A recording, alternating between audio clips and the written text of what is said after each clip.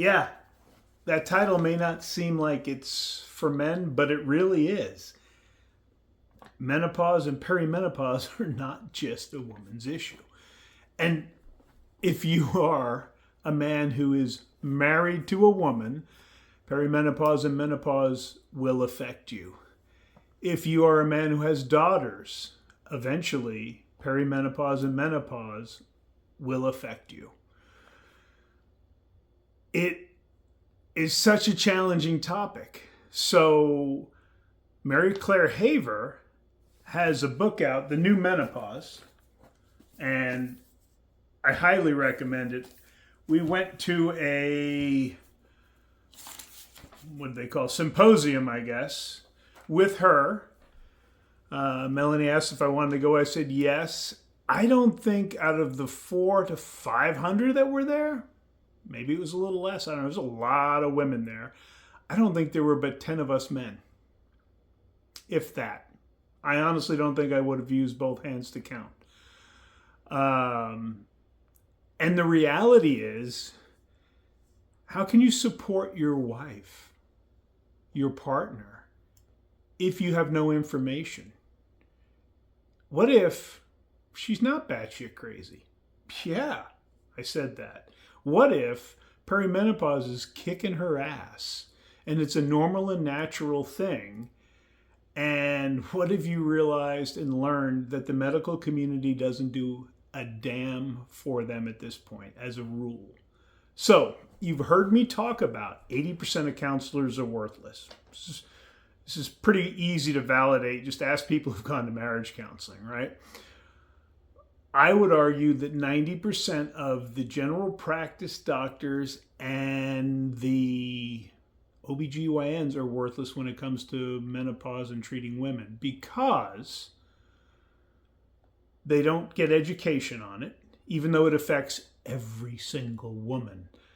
They don't know anything but the headlines, which have often been misreported. And so there are even doctors who think perimenopause doesn't exist. If you have a doctor tell you that, time for a new doctor. I'm going to tell you, Melanie had to do some work to find the provider she's got now. Okay.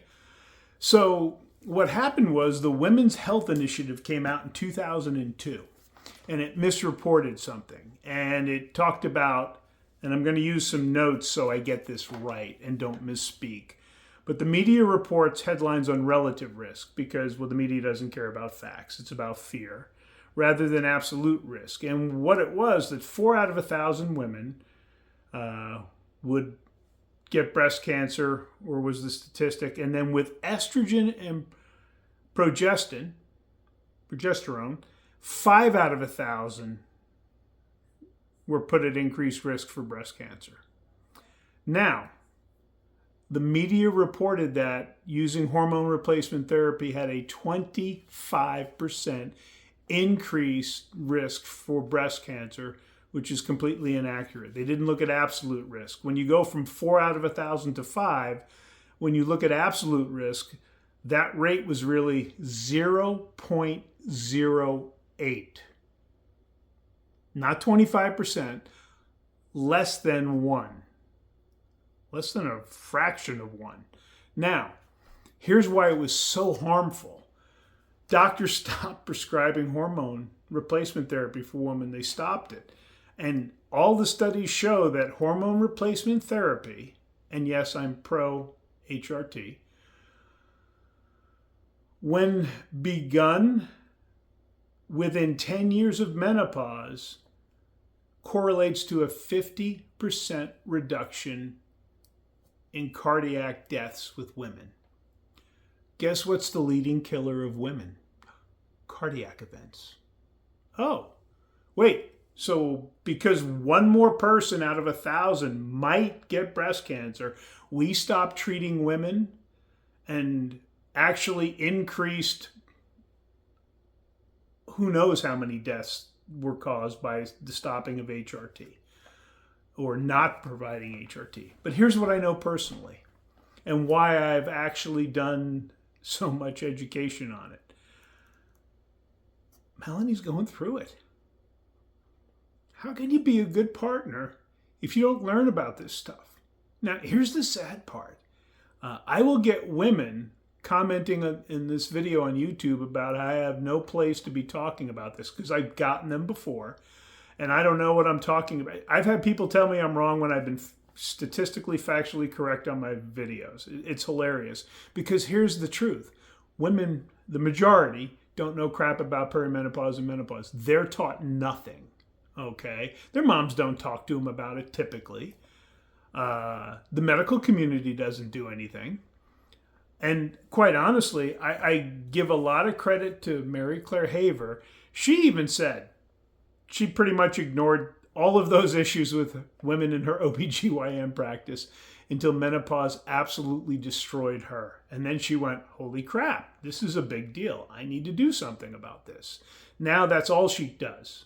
She no longer does the regular OBGYN. She focuses on menopause and perimenopause. The difference between how Melanie was feeling without hormone therapy and with hormone therapy is night and day. And I will tell you, had she not gone down the road of hormone replacement therapy, we probably wouldn't be married because it had that much of an impact on her. Now, here's the kicker. There's no one pill. There's no one way. It is mad scientist crap, okay?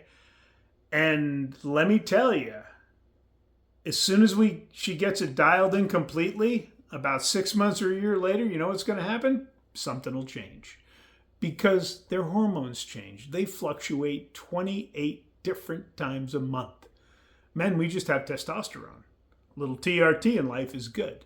So, when we started looking more and more into this stuff, because Melanie was trying to find support, guess what there isn't out there for women? Support groups. So the medical community and the general population ignores this huge issue that affects every woman. And yes, some women literally go through with no perimenopause. They just hit menopause, their periods stop for a year, and they're no longer reproductive. That's all menopause is. You are no longer in the reproductive portion of your life. Yes, there are women that are that fortunate, but there's tens of millions that are not. So Melanie has created a menopause, perimenopause support group that's going to be meeting on Saturdays. I'm going to have links down below. And your woman's not crazy. Okay. You would be shocked at the list. I didn't have the page marked. The list of symptoms for perimenopause. Holy cow. It was 2 pages. 2 pages. I wish I would have marked it now. But some of them you're like, what does that have to do with reproductive health or anything? I'm telling you, it's crazy stuff. So why do you need to educate? 1, so you understand, oh, I think she's dealing with this. 2, it's a little easier to have empathy when you realize it is a very valid, legitimate problem and be supportive. You know what? You'd be surprised at how appreciative she might be. All right, guys? So in the next couple of weeks, I've got some videos where Melanie and I talk about this. We recorded them in Mexico. They're going to be coming out. But I wanted to talk about it because we got a lot of people interested in the support group on Saturdays. And if your wife is struggling with these things, I want to give you an opportunity to educate yourself and be a better partner for her. All right, guys? Have a great day.